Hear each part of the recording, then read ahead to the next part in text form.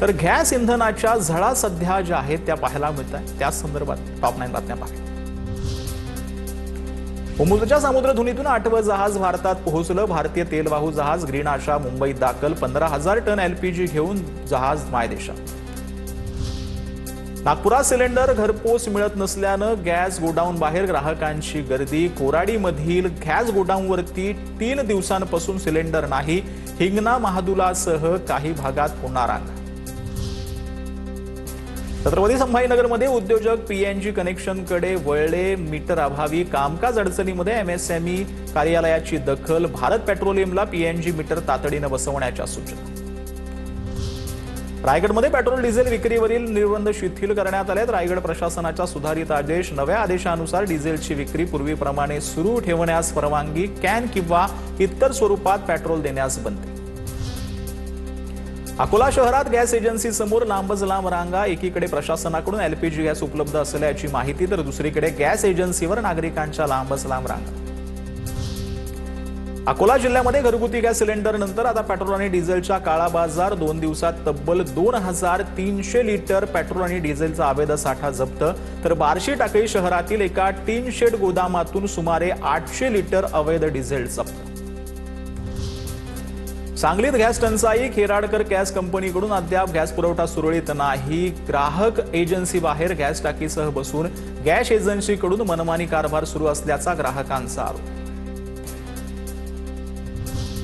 Gas टंचाईमुळे नंदुरबारच्या गणेश मूर्तिकारांवर संकट। Gas हिटरच्या ऐवजी इलेक्ट्रिक हिटरचा पर्याय स्वीकारला। इलेक्ट्रिक हिटरच्या साहाय्याने मूर्तींना दिला जातोय अंतिम टच।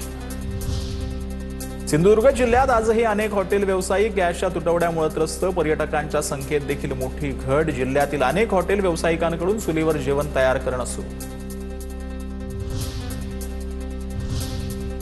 तबयात मोठ्या टॉप 9 अकोल्यामध्ये 24 वर्षीय पत्नीची पतीकडून हत्या। भांडणानंतर पतीनं गळा आवळून हत्या केली। मृतदेहाची ओळख पटू नये म्हणून पेट्रोल टाकून मृतदेह जाळल्याचा प्रकार उघड। हा प्रकार लव्ह जिहाद मधून घडल्याचा हिंदू संघटनांकडून संशय व्यक्त। पेट्रोल पंपावर काम करणाऱ्या प्रियसीची प्रियकराकडून भरदिवसा धारदार शस्त्रानं हत्या। छत्रपती संभाजीनगरच्या करमाड परिसरातील धक्कादायक घटना। प्रेम प्रकरणातून हत्या झाल्याचा संशय, आरोपी फरार।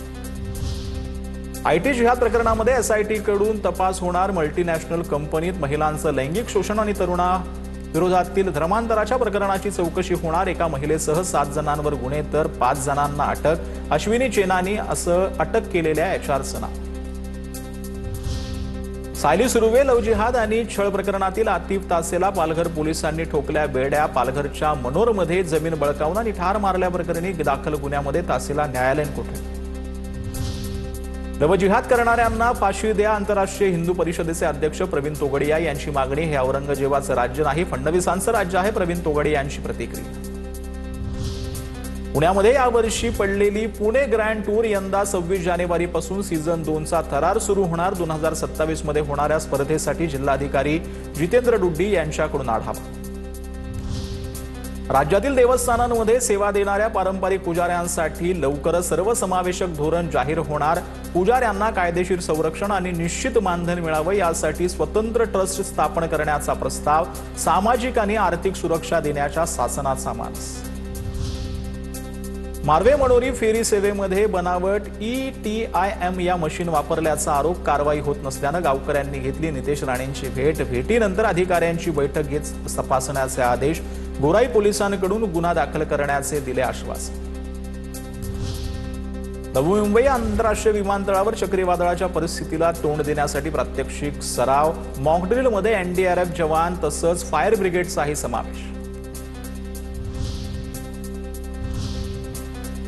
आता पाहूयात महत्त्वाच्या टॉप 9। नंदुरबारमध्ये गॅस टंचाईमुळे गणेश मूर्तिकारांवर संकट। इलेक्ट्रिक हिटरच्या साहाय्याने मूर्तींना अंतिम टच देण्यात आलाय। 25 कारखान्यांमध्ये हजारो गणेश मूर्तींची निर्मिती।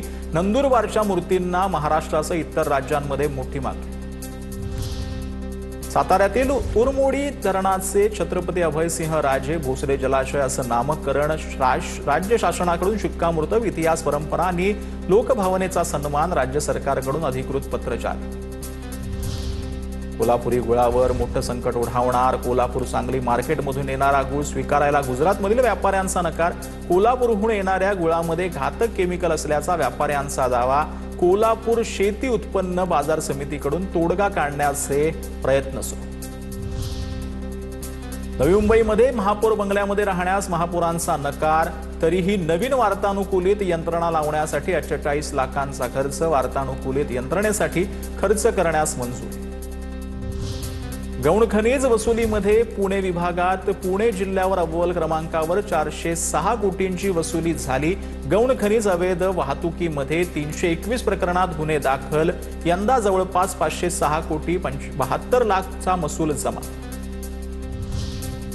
नंदुरबारमध्ये निधीअभावी आरोग्य केंद्रांची दयनीय अवस्था. अनेक पदं रिक्त असल्यानं सेवा कोलमडल्याचा डॉक्टर राजेश वळवेंचा आरोप. दुर्गम भागातील आरोग्य व्यवस्था सुधारण्यासाठी तातडीनं निधी देण्याची मागणी.